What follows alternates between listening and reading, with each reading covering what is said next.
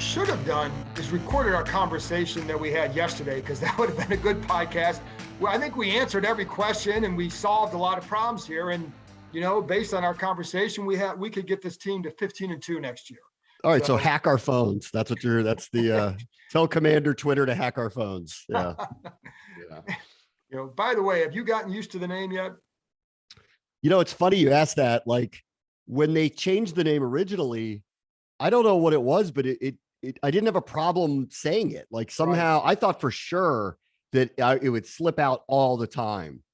And it never did. In 2 years calling the games, none of us ever said it on the air. I've gotten pretty good at not using it. When we do reference things like the 91 team, I bring it, I say it because it doesn't sound right not to say it. That's who they were. Yeah, that's who they were. So I feel like that's the clear line of delineation. That was their name. I'm going to call them that. I'm not calling them the Commanders from 1991 or whatever. And now it's funny. I almost have like the yips with it. Like it doesn't come out cleanly. So I've got a few more months before we kick off and it matters and I can say it and I'll get it out. You know, it's funny because at the reveal, because Joe Theismann had said, hey, just go keep saying it. You know, tell it to neighbors, whatever. That was his advice to fans, all that. And like, to be honest, the further we get from that day, I haven't gotten used to it at all. In fact, it's probably gone the other way a little bit, where it just feels really awkward at first. And I think it'll be like that for a little while until you get, you know, you write it a lot more. And, you know, I go on ESPN and talk about, well, here's Washington Commanders beat reporter John Keim, blah, blah, blah.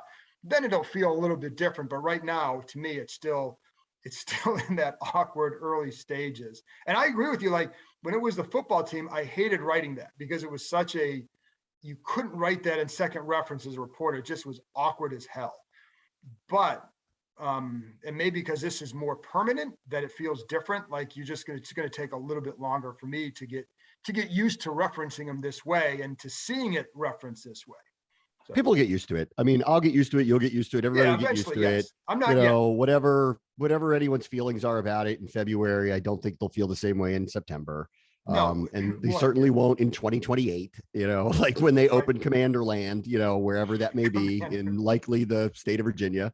And, you know, so I think like with time, look, this was always going to be a tough change. And I really think more than anything, and I think they knew this, there was nothing they were going to do that was going to make everybody happy. And I think there was nothing they were going to do that was going to even make a majority of people happy, because people are just so attached to the history of the name.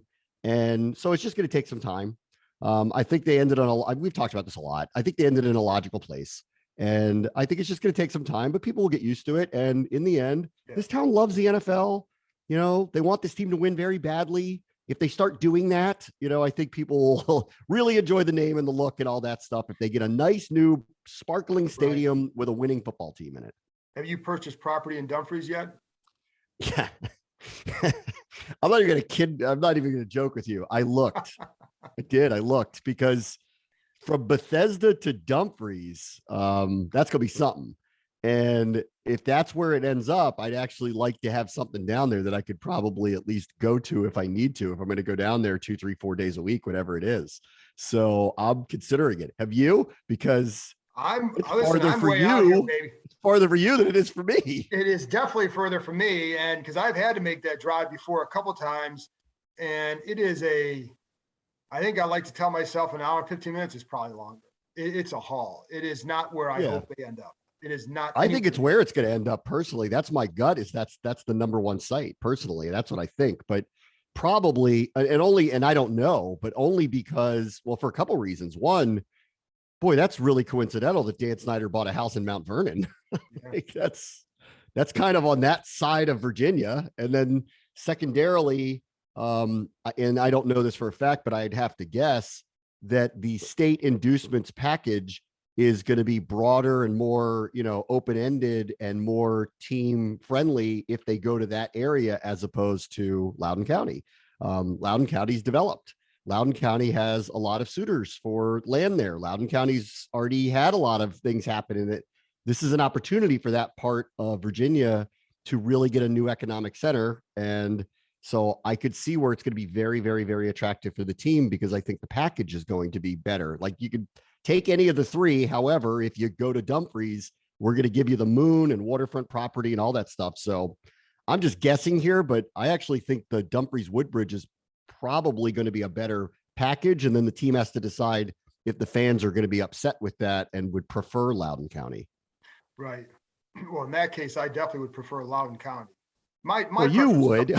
Yes, I definitely would. Yeah. Now, I will say I've always preferred, I always hoped that they would return to the district.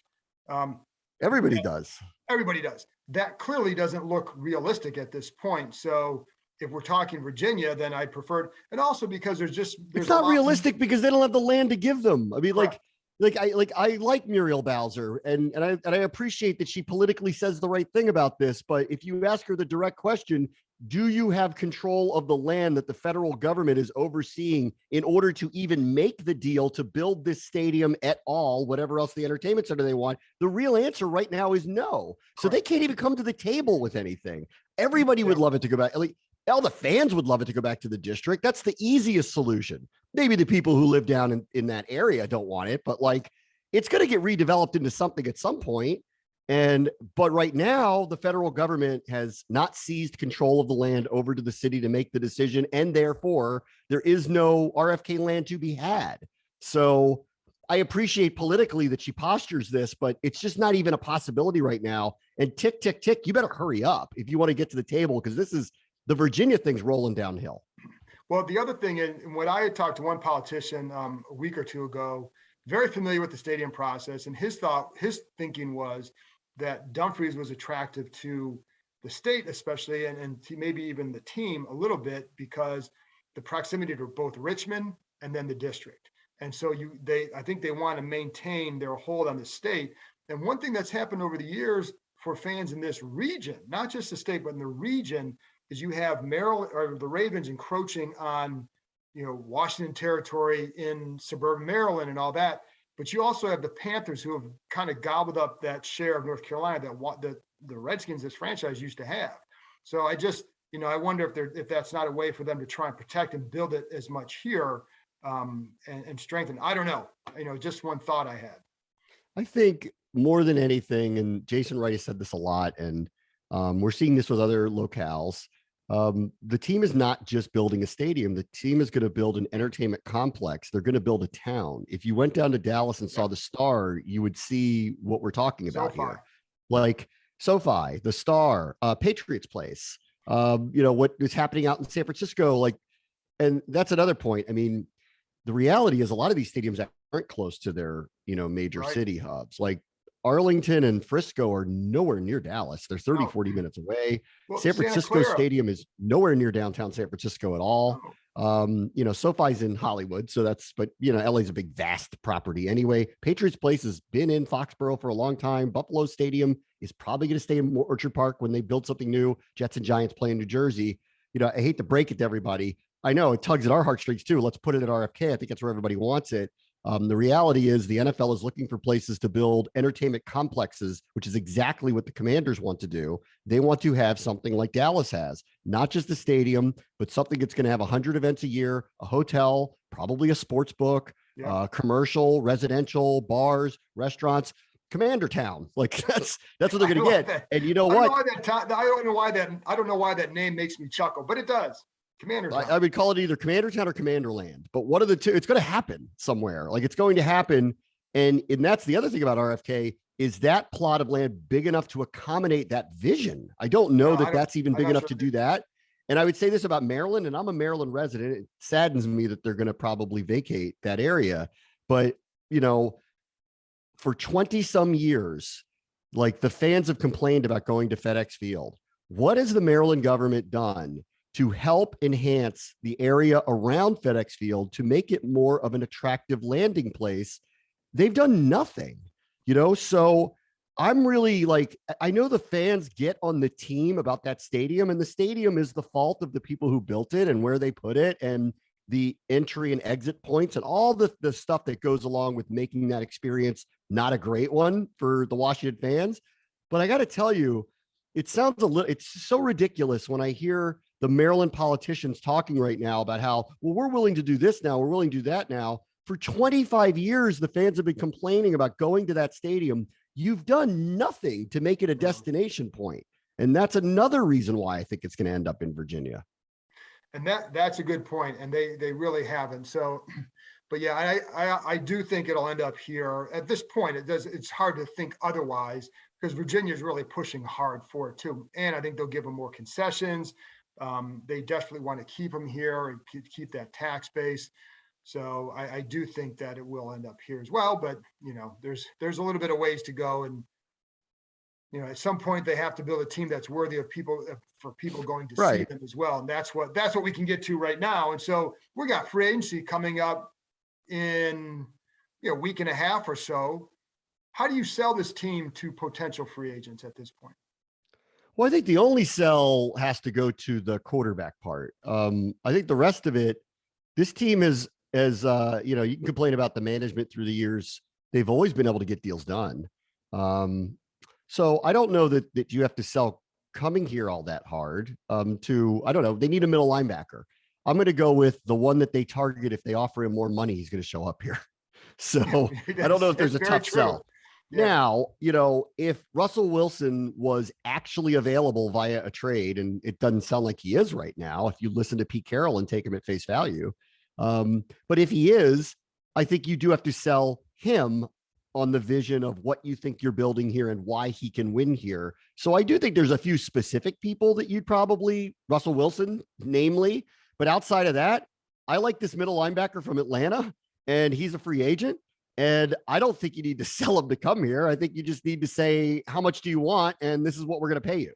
Yeah, no, I think the sales job, and that's what, in your experience, because in mine, when I talk to agents, and because I've covered this franchise, this question comes up a lot. Would your guy come here?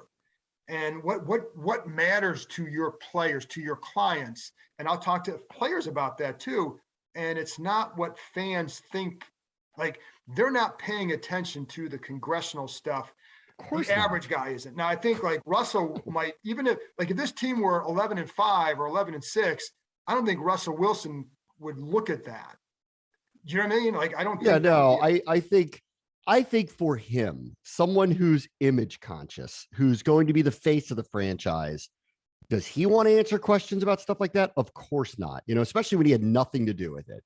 And then the history that the team has not produced a consistent winner. I think he'd want to hear why it's going to be different, with this coaching staff and this group. But he's the old, and I think he's a very specific example. Like, they have not had a problem getting deals done through the years when they want to, mainly because they're willing to pay market value and they're willing to be aggressive in signing people. Now, and this is carried over to last year. They did sign Curtis Samuel. They did sign Ryan Fitzpatrick. They didn't go hard and heavy into the free agent market. I'm not worried about it. Like, I think if a big name quarterback is available, they may have to pitch to them why they should come here and be acceptable to the trade. And outside of that, you want some, speed receiver, you want a middle linebacker, you maybe want another corner, a safety, an interior lineman. How much you paying? That's it. And that's right. And that's by and large, that's what guys are going to say. The first thing they're going to care about is money. And then it's going to be, it's a lot of times it's location. Then you're going to get to, position coach. And like for a quarterback, you're going to look at what's the style of offense, who's the offensive coaches. If you're a receiver, you're going to look at who's the quarterback on that team to know if you want to go there. Are they going to help you put up numbers to help get you paid again down the road and to help you win? So, but when, for style of play matters. I mean, for sure. Like, especially now where tops on the list. Yeah, style of play matters, but like, I don't think Washington runs into this problem. They have a diverse offense and they're looking to throw the ball downfield. So they're going to try to keep everybody happy. Here's the people I'd be concerned. If I'm Devontae Smith saying all the right things, Jalen Reagor probably wants to get out. If I'm a receiver in an offense like Philadelphia's, I'd be very concerned that my stats are going to be terrible. Like, and just because of the way they run their offense, but that's how they've decided to run their offense. I think for Washington, I don't think we have a problem like that. Like, I think it, and that's, my point is in general, you have to get down the list. The first thing is always it's money, location, and again, for a guy like Russell, can I win there? And Aaron Rodgers would be the same way, but I don't think he's ever really been realistic here at all. I don't either. But I know that they would try for him. but I've never seen it as realistic. And even Russell right now with Pete Carroll pushing, he's 70 years old. If he's coming back, he doesn't want to start over with a quarterback unless you have a guy that somehow you get a guy better than Russell Wilson. So I've heard the same thing you've heard about that, which is Seattle logically recognizes their roster needs to be revamped. Right, exactly. They need to get assets. Secondarily, and I think that this is a fair question that John Schneider and their ownership need to think about with him. That was a down year for Russell Wilson. You can blame it on a finger or you can blame it on other things. I don't think he's old by NFL standards anymore. 33 is not really old any longer. It used to be. It's not any longer. I think he's got at least 4 or 5 years. Everyone says he's got a great work ethic and keeps his body in shape, and he hasn't had any major injuries through the years. So there's none of that concern. However, there was a downturn, last year with him, and you can blame the finger or not. And if I'm the management in Seattle, if he has another year where it's trending the wrong way, they're not going to get the same level of interest that they would get right now. They need to reboot their team. They're in a very competitive division. They might be the 4th place team in that division next year as things stand right now, even with Russell Wilson. I could make a case if I'm organizationally, I could make the case that let's sell high now, and he might be good for a couple of years somewhere else, but let's try to get ahead of him going the wrong way statistically, because then we're not going to get any value for him, and our team's not getting any better, and we're paying him $40 million a year. Let's reboot. So I could see where they're stuck in the middle here, but it sounds like they've got a Hall of Fame caliber coach who's in his 70s, who probably isn't going to be around that much longer, and does not want to start over and doesn't want to be terrible on the field, and knows he won't be if Russell Wilson's his quarterback. So I don't know that strained is the right way to put it, but I bet that group doesn't see eye to eye about moving forward right now. I definitely think that, and I think you have a front office that will be there for a while. And like you said, a coach that knows he only has a couple more years left. Why would you want to agree to trade a guy who can help you still win, who gives you the best chance to win, unless they saw a path to Deshaun Watson, which I don't know that they do, but that would be the one way you could say, oh, maybe there's a chance. But short of that, I just don't see it. So then it becomes, what do you think they should do after that? If they're going to swing big, swing big, swing and miss, then what? Swing big. I still think you really talk through with Seattle for the next couple of weeks, because I do think that there is at least, and Carroll acknowledged this, yesterday at the combine, they have received calls about it. They are talking about it. They just don't want to do it. And part of it is, I think, there's this ridiculous notion they'll get a quarterback back. Well, okay, Pittsburgh probably wants him. New Orleans probably wants him. Clearly we want him. Denver would probably want him. There's a lot of teams that would probably want him. None of them have a quarterback to give back. So that's pie in the sky. Working out some 3-team deal that somehow gets Watson back there is the only, or Cousins or someone like that. That's the only thing that makes sense to me where that works out. And that's very, very, very hard to accomplish. So when I hear we want a quarterback back, the teams who need him and want him don't have one that you want. None of them do. So you don't want Sam Darnold. You don't want Kyle Allen. You don't want Mason Rudolph. You don't want any of the people that could be offered, but you don't want Drew Lock. You don't want any of the people that could be offered back to you. So they need to decide, is it the right time to try to sell high on Russ now, get a lot of assets back, either take somebody in the draft or pick up a free agent? Like they could get Trubisky and try to move on that way. Does sound like Carroll doesn't want to do that. No, and they're going to concede to him on this. And I actually think that, the more you think about it, it's probably a mistake. Pete Carroll's only going to be there for a couple more years. They are not a roster that's ready to win right now. They're in the wrong division to try to keep going as they're going. And as hard as it is to maybe let go of Russell Wilson, boy, a reboot feels about right for them. But it doesn't sound like that's what they're doing. Still, no, it doesn't. I'm calling them to see if they come around to that conclusion, because we're willing to overpay. Ron Rivera goes on literally every show possible to tell people he's willing to overpay for that situation. All right, so let's just say that doesn't happen and take Pete Carroll at face value, and it doesn't happen. What's next? I don't think Watson's in the cards for them personally.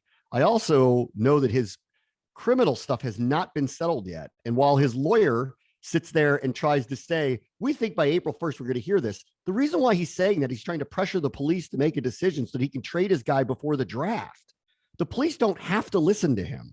So I don't know what's going to happen there. And I think we both know without having to go through detail why it would be complicated for this organization to get him, even if they were willing to do it. I don't think it's out of the question. I think it would be complicated and they'd be tying themselves up in a pretzel explaining it to the fan base. So that's going to be tough to do.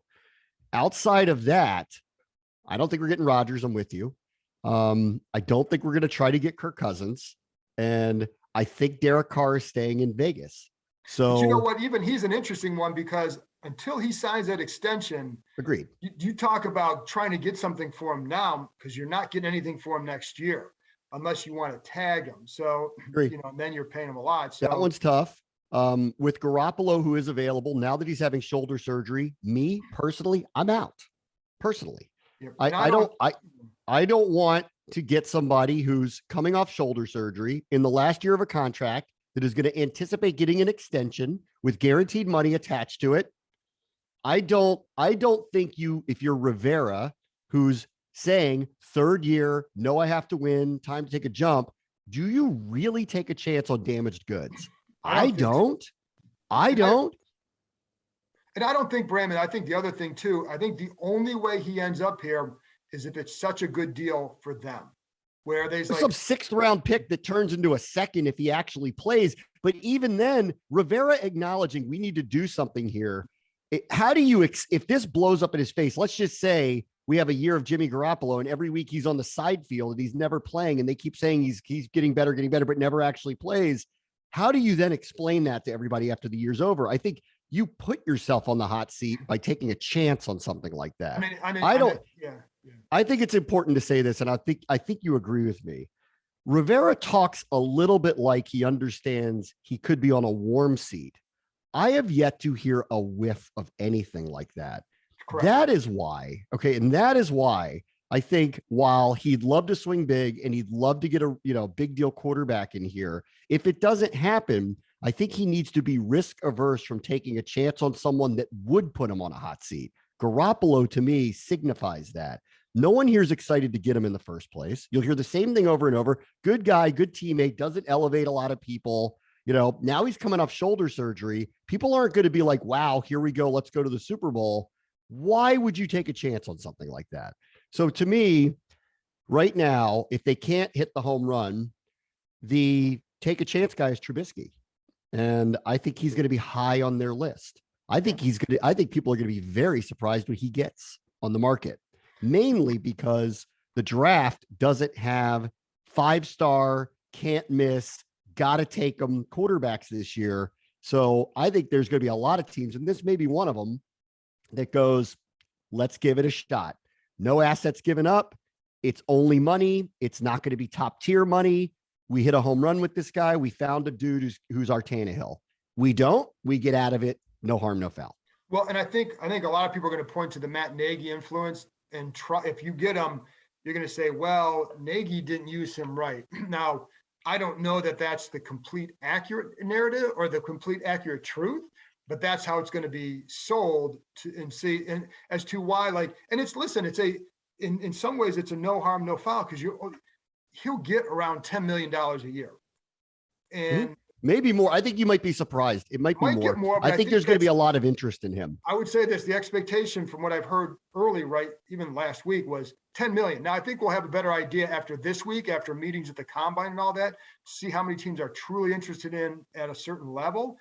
Is he going to go somewhere? Are they going to say, yeah, we want him to come in here start, or we're going to come in here and compete, or we're still going to draft a guy? So there's going to be a lot of factors around him, but I think there's still a no harm, no foul, because you're not giving up a ton. Now, what you're giving up is the idea of hope, because it's really a leap of faith to think that he's going to be some great quarterback, but can he help you get to somewhere? And here's the other key, Bram, then do you still draft a guy? And I think if you want, I think if they don't have a quarterback going to the draft and Kenny Pickett's sitting there at 11 and so is Malik Willis, I think they take Kenny Pickett because he's a mature guy, because the maturity level, the experience, I think they'd see him further ahead. I think if you have a guy like, let's say they traded for Carson Wentz or they signed Trubisky, that athletic type quarterback, then you're more apt to take a shot on a guy like Willis. And I don't know that they would or not, but I think that's a scenario where then you could allow him to develop while you have a veteran who's got the spot right now. Yeah. obviously this just kind of continuously develops, but if they don't get Russ or someone like that, and it's not feeling like they're going to now, because it doesn't sound like these guys are moving, but like, you never know, like things could change and who knows. But if they end up being competitive and getting Trubisky, and I think there's going to be an active market for him, but if they do, I agree with that. Yeah. I would, this is where I think they would land on the draft at that point. There's no pressure to take a quarterback in the first round any longer. You don't have to. In fact, in fact, this is different than last year, where in the second or third round, if you wanted a quarterback, you're taking the 7th, 8th, 9th player on the board. If you take one in the second or third round this year, you're taking the 3rd, 4th, 5th best quarterback off the board.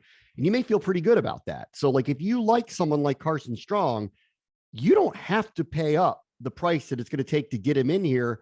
And then the pressure's off and he can be underneath him and Heineke. He can learn. He turns into a hit. Great. He plays in a couple of years. He doesn't. No harm, no foul. You keep swinging for the fences and you hope Trubisky turns out to be your guy. The only caveat I would say to this is if they were to take Trubisky, I could see a case where if Malik Willis is available at 11, you take him.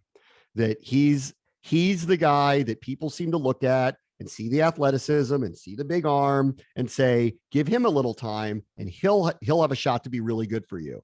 And that's the one I could see.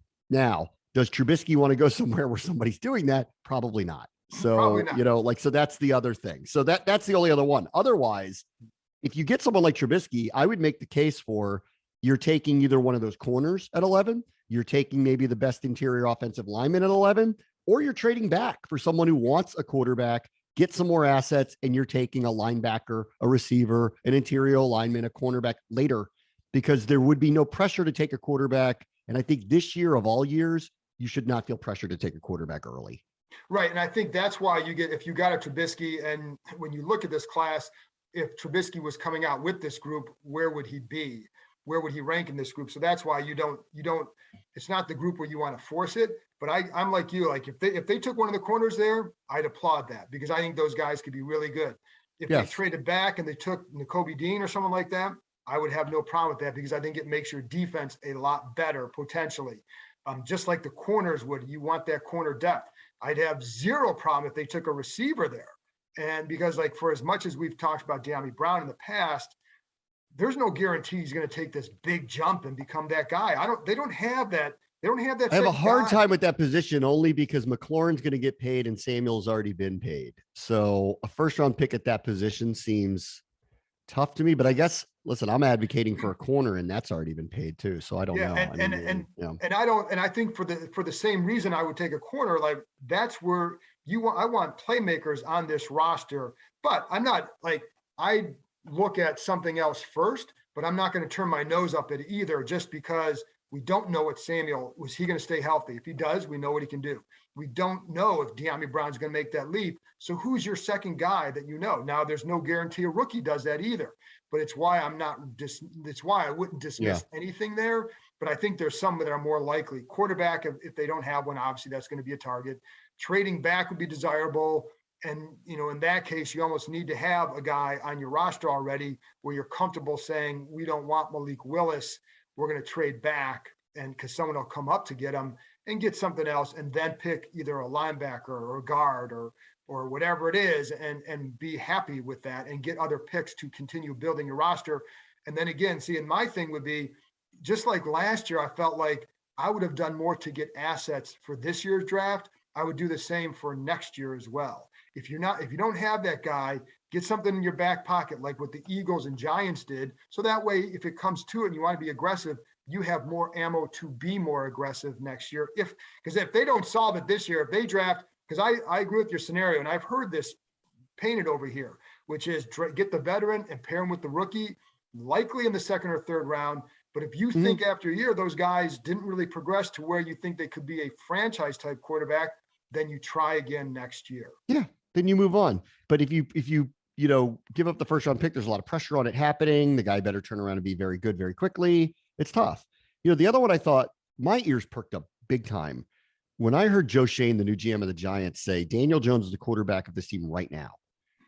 I was very surprised to hear that because they were glowing about him. And maybe they are looking at the quarterback market and going, Brian Dable, Mitch loves Mitch Trubisky. Yes. And they could probably get Mitch to sign there. And then they have 2 top 10 picks, which means they could take their pick of a quarterback behind it. They can do that. And they might be looking at Daniel Jones and go, this is the year where getting a quarterback, if you're quarterback needy, is very, very hard to do. Why don't we trade him?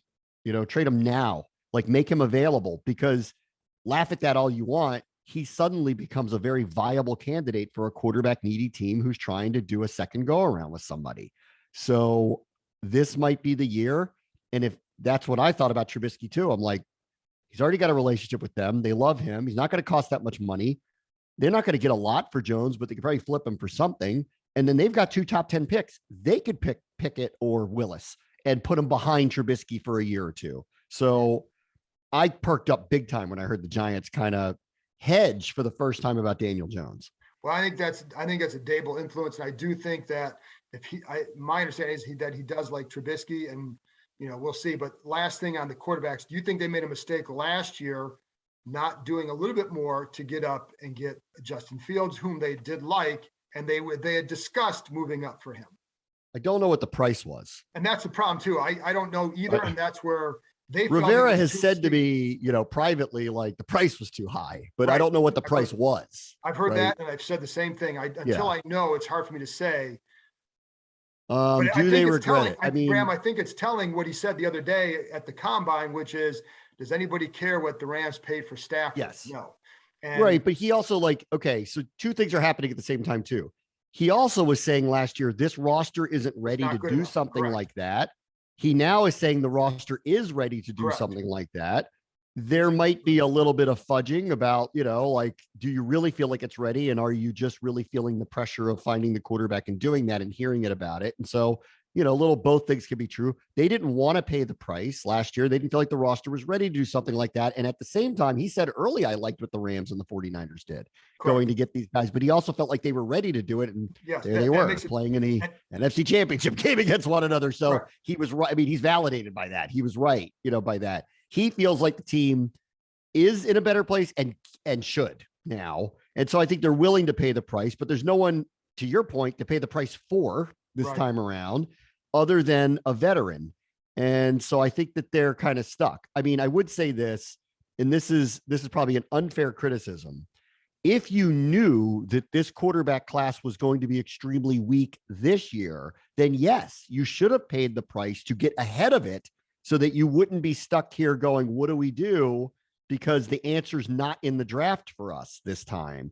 But I think that's probably being a little too overly critical, saying, I need you to project a year out that there's no Zach Wilsons out there. I think that would have been hard to do. Well, and I think, and the last thing on that too, for me, while they definitely are aware of what's going to be out there next year as well, you don't know how, like, Baker Mayfield, who is it? Joe Burrow comes out of nowhere to become the number 1 draft pick. Yes. Kyler Murray was not expected to be the number 1 draft pick. So those classes looked a lot different in hindsight. So if you had made a move based on what you thought that class was going to be, then you may have come to different conclusions, because Justin Herbert was not. Tua may have been the number 1 guy, and I think in hindsight he clearly wouldn't have been the right pick there, right? So I think there's a lot of things that can change over the course of a year, but they are aware of that. Last thing then, with Terry McLaurin, came up with him about an extension. They're meeting with his agent, which you would expect, and his agent also represents DeAndre Carter, so they'd like to get him back. What do you see as an extension? I had Joe Corey on the podcast. If people didn't hear that, go back and listen. He went through all the salary cap ramifications, the possible numbers for the extension. What did you hear when you heard him talking about McLaurin? What is your thought process there? Well, he said something to me that worried me and made a lot of sense, which was, is he in a rush to do this because doesn't he want to see how this market shakes out before he does it? That said, he's not a first round pick. He's not making a lot of money. So, there's a lot of money that's going to get waved at him, and he's going to have to determine whether he's going to turn that down. And I don't think that these guys are not going to offer him market value. The question is, what does he think his market value is? And if he wants what Devontae Adams ends up getting or wants what DeAndre Hopkins got, I think there's going to be a problem. If he's not looking for that and he's looking for a high-end number one receiver deal that's not literally top of the market and record breaking, I think there's a deal to be had. And I don't see why it can't get done. But until I know what his motivations are, it's hard to know. I just know kind of outwardly, he really likes being here. He's a really hard worker. I think he likes, I think he likes being part of this. And so I feel like something's going to get done. That's what I feel like. But until it does, who knows? Well, and I think there are a couple of things there. One, and this is what Joel brought up too, like they're going to look at, you have the same group as AJ Brown, DK Metcalf, receivers like that, who will also be up. So who's going to sign first? Because whoever signs last of that group could be in a better position. So how much does that timing play into it for both sides? Once, if I'm Washington, I want to get it done before that point.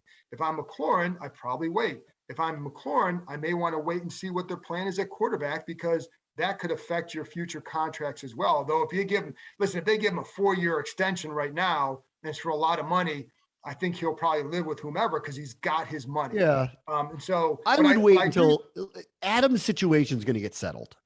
And I would wait until that one happens and see where that lands. He's probably going to get the biggest receiver contract ever. So let's see where that lands. And then on the other ones, AJ Brown's going to get a lot of money. Let's see where that lands. If I was him, I would be patient and wait, because he's not in Adam's situation where clearly everyone talks about him as he might be or is the best wide receiver in the NFL, and period. So if you want him, it's going to cost this, and you're going to have to top the Hopkins deal. I don't think that's where McLaurin is, but I'm sure he'd like to see where it lands, because I don't blame these guys' careers are fleeting. You want to squeeze out as much as you possibly can. Yeah. What could, and considering that they were willing to make Brandon Sheriff the highest paid player at his position, I don't think that we have, because we don't really know how do they deal with their guys internally all that much outside of what I would describe as easy deals to get done. Extending Logan Thomas because he performed well for them. Extending Chase Roulier because he performed well with them. Well, they don't have to make him the highest paid center. They don't have to make Thomas the highest paid tight end. McLaurin falls in, and Sheriff fall into these categories of they may or may not be the best at their position. And I don't think there's an argument that McLaurin's the best at his position, but he's a really, really, really good young player. He's important really good young player. He's franchise player. We don't want him to go anywhere. He's a great teammate, great guy, great ambassador for the franchise, terrific performer. Considering who he's been playing with and all the different quarterbacks throwing him the ball, it's amazing he's put up the stats he's put up. So he should be here. It's just it's a dollars and cents thing. And I think he'll get an extension, because why in the world would he bet on himself and play for practically nothing for another year? I would take the extension now. So I think something will get done, but if I'm him, I do want to wait and see what some of these big tier numbers land. I would too. And I think the last thing on this for them too is they do need, and they said this, and Mayhew said this, they want to see what they have to pay for a quarterback first, because if you go out and get Russell Wilson, the contract looks different than if you're signing Mitch Trubisky. There's a pretty big gap there, and that determines what you can do with not only McLaurin, but Daron Payne and in Montez Sweat. So I think they need to get some of those questions answered. I think they're going to, again, DeAndre Carter's agent is the same as McLaurin's, and I think they want to meet about him as much as they want to meet about Terry, because they have to sign Carter now if they want him, pending free agent. But I think with Terry too, going back to the numbers, if they offered him a big deal, then it doesn't matter who the quarterback is this year. If you go out there with Trubisky, let's say, and it's the last year of your contract, that may have a bigger, it may be more reason why you'd say, well, I better sign now, because you don't know how that's going to go, or if it's a rookie quarterback or whatever. So, this stuff like this typically, gets a lot more steam in the spring, after a lot more questions are answered. You want to have the dialogue, and what I hope there are times where people wonder, do they, teams have a tendency to lowball a lot of times. And I would, if I'm this one, don't screw around, get to the point. And not with him. And not with him, because it's happened a lot. And, there have been times, even with the past group or even with this group, where you can be a little bit more aggressive with some of these offers and get things done a lot quicker. So we'll see. But I think you can't lose him, because he is too important. And I think this fan base would revolt again if they. I think he's too big of a deal here. To your point about they need to get something done. I mean, I think this is why that they're screaming from the rooftops, call us, because I think they feel like they're getting squeezed here a little bit. And, again, it's not looking like there's going to be the movement of the veterans that people thought initially. So the hit the home run part is getting very hard for them to pull off. So if they have to settle for a free agent, well, that market might be a little more vibrant than you think. And it's not particularly guys that, are going to really energize the fan base. Like, is Jameis Winston really going to energize the fan base if they were to bring him in here? I don't really know. And then what are you paying him? And what is your, what realistic outcome are you looking for? Yeah. And then, now you hit a draft where the first quarterback off the board could be bottom part of the top 10 or, at 11, and someone's going to fall into the lap. Well, that tells you how good the perceived quarterbacks are. They never go that low. Like, so all these teams that are typically high up that need a quarterback aren't selecting them. Well, I wonder why, Right. I think they're feeling squeezed here. And Definitely. that's why I think they're saying, TikTok guys, we're willing to overpay or give you the best deal possible because we want to get it done, but we need to get it done now for a lot of reasons. Yeah, no, I don't think there's any doubt about that. And they also want people to know, like, they have done a ton of work trying to find a guy that might be a solution. And whether it's calling all these teams, and they have a lengthy list of guys that they started with several months ago that, and now some of those guys have been cut. Like, is this guy better than this? Well, no, then you take them off the list, but you can start with the lengthy list and work your way down. So, we'll see where it goes, but I'm with you. I think it's ultimately, it'll probably be a veteran plus a draft pick. That's that's been my thinking. So we'll see. Got to, hopefully something starts to happen soon because they need to play off of that and they need to bring some of these guys back that they want, whether it's JD or Bobby McCain, low end deals, but still. Anyway, Bram, I appreciate it, and we'll talk to you soon. All right, see you.